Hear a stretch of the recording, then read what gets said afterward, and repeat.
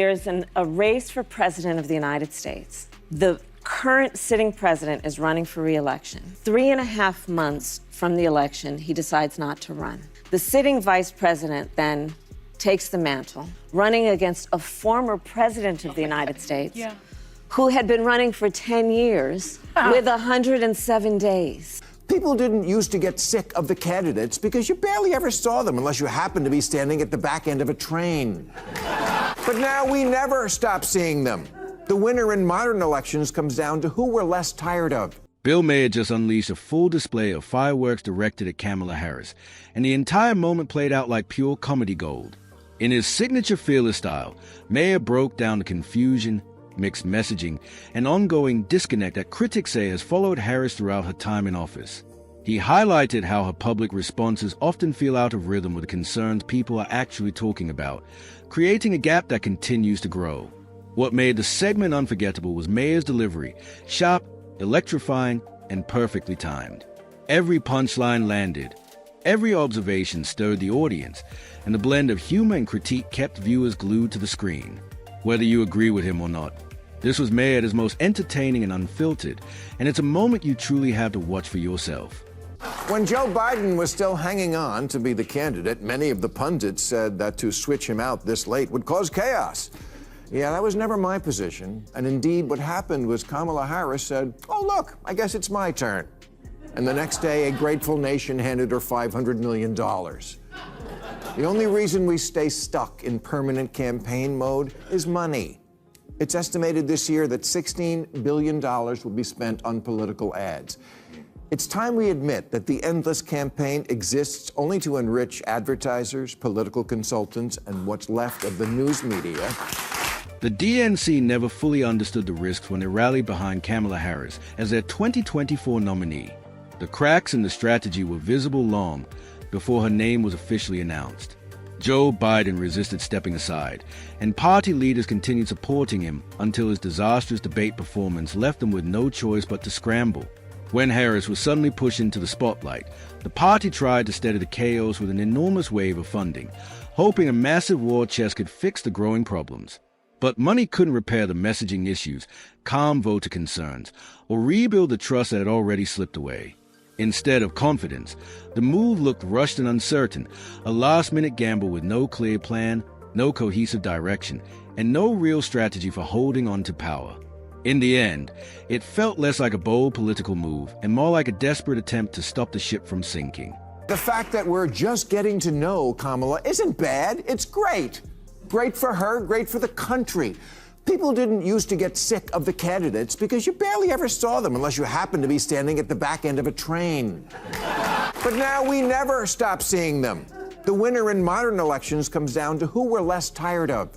They're just constantly on us. TV, radio, the mail, on our phones, texting. Hey, Bill, Tim Walz here. You up? They're everywhere all the time. Jesus Christ, off. Let mommy put her purse down. Hey, Maher fires back at Kamala Harris's defenders who insist voters simply didn't have enough time to understand her because of the short campaign window. But Maher isn't convinced, and realistically, neither should anyone else be. Harris had nearly $500 million to work with, an enormous budget by any standard. She poured massive amounts of that money into a constant stream of ads, high-profile endorsements, and carefully choreographed public appearances. A-list celebrities with huge followings pushed her message across every corner of social media, making her one of the most visible figures of the entire election cycle. Lack of exposure wasn't the problem. If anything, it became too much. Voters saw Kamala everywhere. Her branding, her message, her symbolism, repeated nonstop. And as Maher points out, the real issue wasn't limited visibility, but voter fatigue. People didn't fail to understand her. They simply grew exhausted long before Election Day arrived. Vice President Harris, in her new book, said it was, quote, recklessness for former President Biden's allies to leave the decision about running for re-election up to him and his family. Do you agree with her? Was it recklessness? Look, I wasn't there, Kristen, on this, and I think the president, again, got us through COVID, ushered us through, brought the economy back from the edge. I think there's question about this, and I want to be very clear. On me talking about the MRI, ageism is a real thing. Ableism is a real thing that we need to be careful of with people, and I think Donald Trump made a cottage industry out of attacking Joe Biden's competency, and it seemed like that got reported a lot. Here we go with the sidestepping again. The question was simple, yet Tim Walz twisted around it like he were performing in a political talent show. Kamala Harris had already made her stance clear. She believed Joe Biden's inner circle left the decision to stay in the race entirely up to Biden and, ultimately, his family. In her view, they should have stepped in sooner, taken responsibility, and prevented the chaos that unfolded. Harris has repeatedly pointed to Biden's hesitation and slow decision-making as a major factor that contributed to the campaign's collapse. But instead of addressing that directly, Walz shifted the conversation toward Donald Trump, as if Trump somehow engineered the Democratic Party's internal confusion. It was a textbook example of political deflection, a convenient way to dodge the reality that the dysfunction began within their own ranks, not outside of them. Now, whether that decision should have been made sooner, history will determine that. What I do know is that going forward, we need somebody in office who's actually going to tackle the things Americans need, whether it's about costs or whether it's about our national security needs and honoring those with our allies. And I think maybe there's a lesson to be learned from what happened with President Biden. If that's the case, it should certainly be applied right now to this president who is putting Americans at risk, is reckless, and is not doing what he's asked to do. And here we go again with a predictable anti-Trump obsession. For some reason, commentators can't seem to keep Trump out of the conversation, even when he has nothing to do with the topic at hand. But if you listen closely, there's a subtle slip in Tim Walz's remarks. While launching his usual jab at Trump, he quietly tossed Joe Biden under the bus. When Walz mentioned that there's a lesson to be learned from Biden, it wasn't meant as praise. It was a clear signal that Biden mishandled the transition and should have acted much sooner.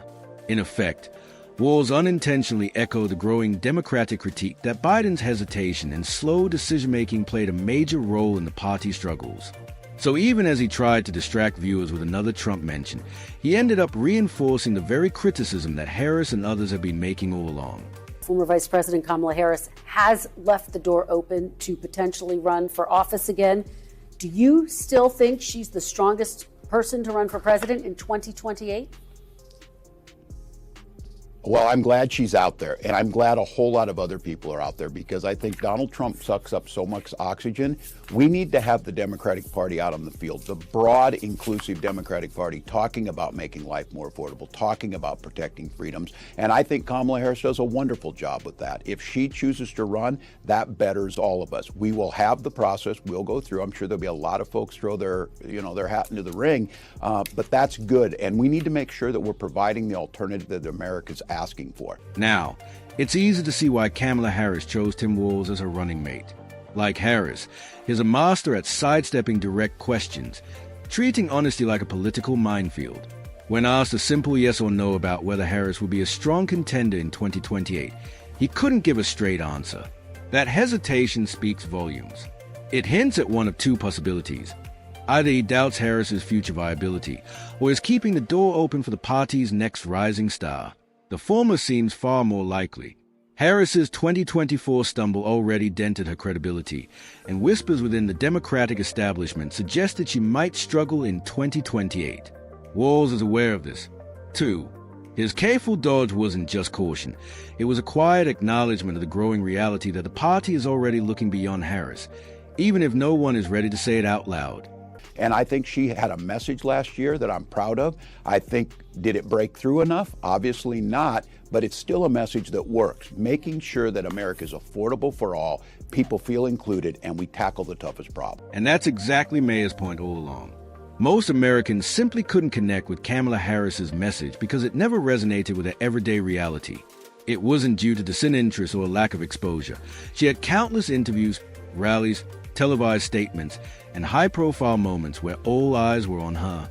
Yet instead of delivering clear, relatable arguments, Harris often drifted into long stretches of confusing word salad and puzzling logic. Viewers didn't leave inspired. They were left trying to decipher what she had just said. Maher's critique goes deeper than surface-level humor. Communication isn't just about speaking. It's about making people feel understood. Harris frequently came across as detached, overly scripted, or trapped in vague loops of rhetoric that aimed for profundity but landed as emptiness. Many Americans simply couldn't follow her explanations and eventually stopped trying. When a politician's message becomes a riddle, voters move on. Maher wasn't exaggerating for laughs. He was shining a spotlight on a real frustration Harris never managed to overcome. What was the primary reason, do you think, that you lost? There are many factors, I think, that played into the outcome of that election. But I think probably one of the biggest in my mind is we just didn't have enough time. We didn't have enough time. We didn't have enough time. Oh, yeah. And, one of the reasons I wrote the book is this is unprecedented. Think about this. Yeah. That there's a race for president of the United States. The current sitting president is running for re-election. 3.5 months from the election, he decides not to run. The sitting vice president then takes the mantle, running against a former president of the United States who had been running for 10 years with 107 days. At this stage, it's fair to say critics see Kamala Harris as someone who often tweaks her messaging to fit her campaign narrative. Her recent claim that Donald Trump had an advantage as a former president doesn't hold up under scrutiny. Harris herself was a sitting vice president while running, and if prior status grants a political boost, she arguably had an even bigger one. The irony becomes even clearer when you consider what she conveniently leaves out about her own tenure alongside the Biden administration. Critics point out that Democrats spent years attacking Trump politically, engaging in legal battles, constant scrutiny, and shaping narratives that dominated the election landscape. They mocked him, questioned his fitness, dismissed his supporters, and painted him as a national threat, often amplifying scandals throughout election season. For Harris to now suggest that Trump enjoyed an unfair advantage is, at best, disingenuous. It's yet another example of shifting blame instead of owning her own missteps and failed strategy. Another piece of what is unprecedented and a bit historical about that race, it is the closest presidential race in the 21st century in terms of the outcome. Wow. The closest. Say that again, because he likes to say over and over again he's got a mandate. And that's part of why I wrote this book, because history will talk about this race. It is part of American history. And it was important to me that when history is written, that my voice be present. Sometimes it's hard not to wonder what the audience hears before applauding Kamala Harris, since she rarely offered anything truly deep or grounded. But the bigger picture tells a clear story. Many analysts believe Trump's 2024 mandate had less to do with rhetoric and more with tangible results.